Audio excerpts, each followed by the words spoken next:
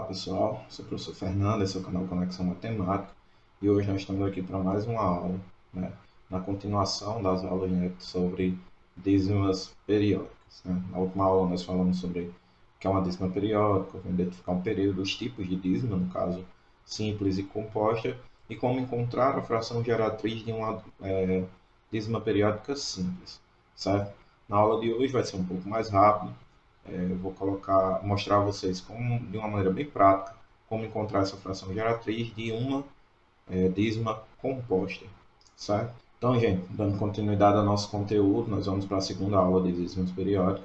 Eu espero que vocês aproveitem e que consigam entender. Qualquer dúvida, pode deixar as dúvidas aí no comentário, manda e-mail, eu disponibilizo para vocês. Entrem nas minhas redes sociais, podem mandar dúvidas lá, eu vou sempre estar disponível para vocês, certo?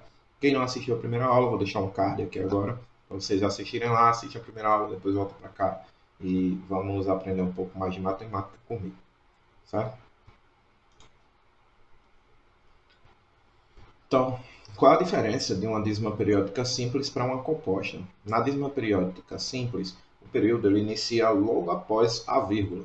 Na nossa dízima periódica composta, vai existir um ou mais números, né, antes do período. E esses números, esses algarismos, nós vamos chamar de anteperíodo, que é o que acontece aqui, certo? A nossa dízima é o 10,133, né?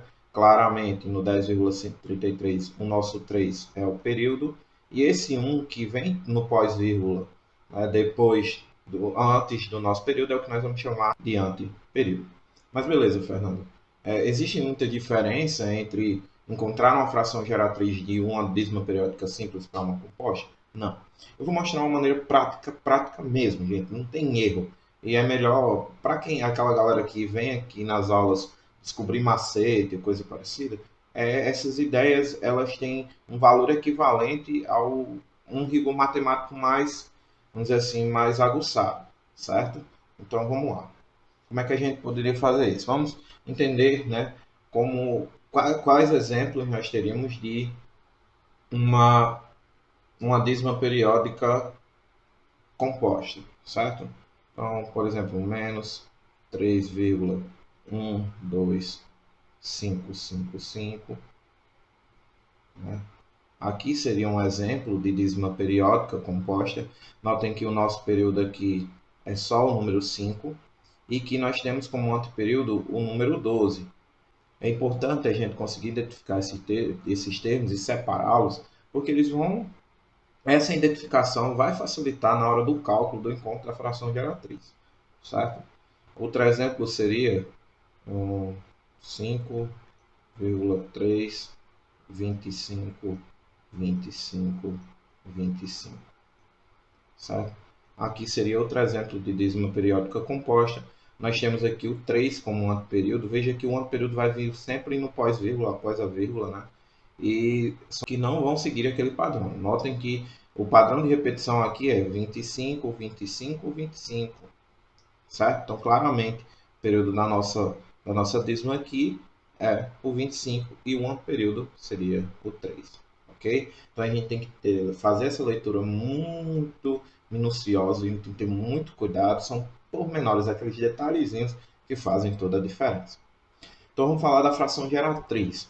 O que é a fração geratriz, Fernando? Eu assisti a aula agora, a primeira aula, e esqueci, minha memória é fraca. A fração geratriz é a fração que origina, né, as nossas dízimas periódicas.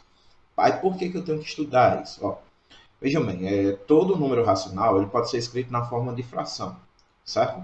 E a fração geratriz é justamente a fração que vai gerar esses números irracionais que são as dízimas periódicas.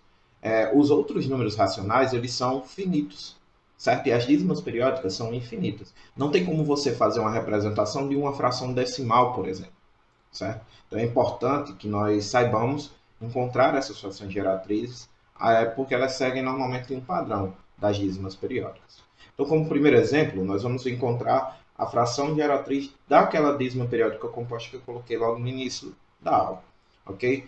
Então, eu vou fazer de um jeito bem simples, pessoal. Qualquer uma pessoa pode Você está lá, eu acredito que esse conteúdo seja do 8º ano.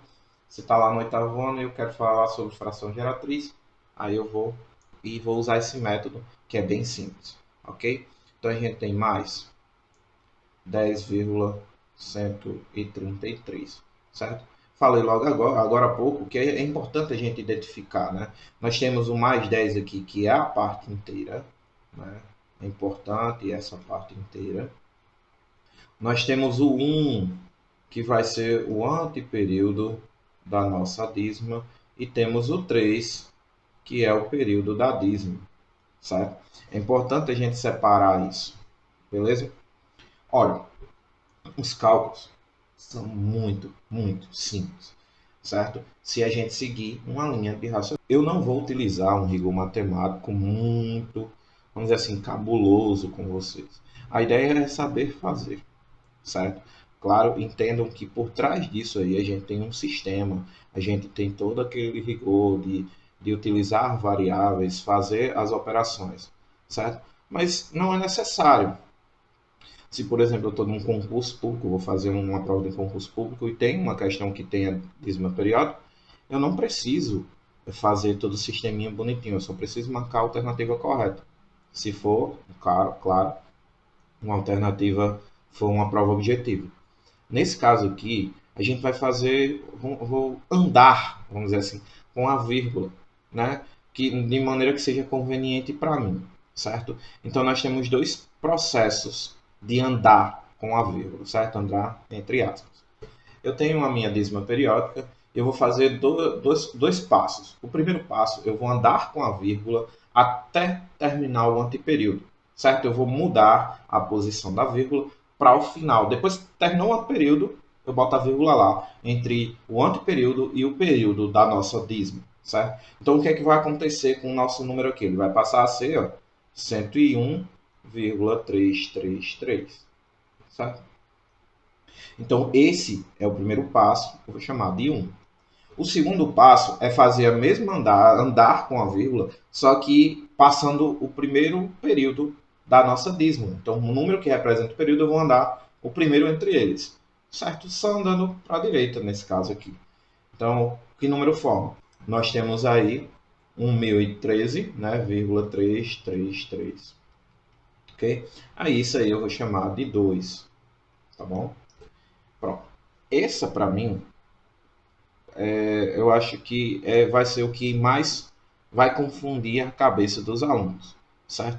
Então, num rigor matemático, se você viu a primeira aula, eu acredito que eu falei dessa forma, eu não me recordo agora, que eu gravei há muitos dias, né? Inclusive passei alguns dias sem gravar, pessoal, porque eu estava meio doente, mas eu espero que dessa forma vocês consigam entender também, certo? A gente iguala a nossa dízima periódica a uma certa variável, porque essa variável vai representar a fração geratriz, e eu vou fazer multiplicações por potências de base 10 que sejam convenientes para mim. Então, na primeira, se eu dissesse que x era igual a 10,133, a primeira equação seria eu fazer a multiplicação, né, por 10 da nossa dízima. Então, 10x seria igual a 101,33333, certo? Aí eu ia fazer mais uma multiplicação de base, por uma potência de base 10, no caso por 10, só que da primeira, né, que desse aqui que eu chamei de 1. Então ficaria 100x igual a 1013,333. Só que muitos alunos, eles têm pavor das variáveis, acham que é uma coisa de outro mundo. Essa mistura de português com matemática desandou um pouco. Mas na verdade é uma abstração, certo? Para aqueles que são mais diretos, vão conseguir entender dessa forma, e aqueles que não são, preferem a abstração matemática, também vão conseguir entender, porque é um método bem simples, tá? Então, se você quiser fazer daquela forma, está correto, pessoal, não está errado. Eu só estou mostrando de uma maneira mais rápida, beleza? E agora, o que é que a gente faz? A gente sabe que agora eu vou ter que montar uma fração, né? Uma fração que representa a nossa dízima periódica, certo?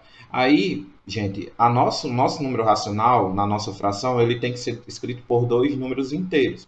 Por isso, né, que o numerador, nós vamos tomar como base as partes inteiras de 1 e de 2, certo?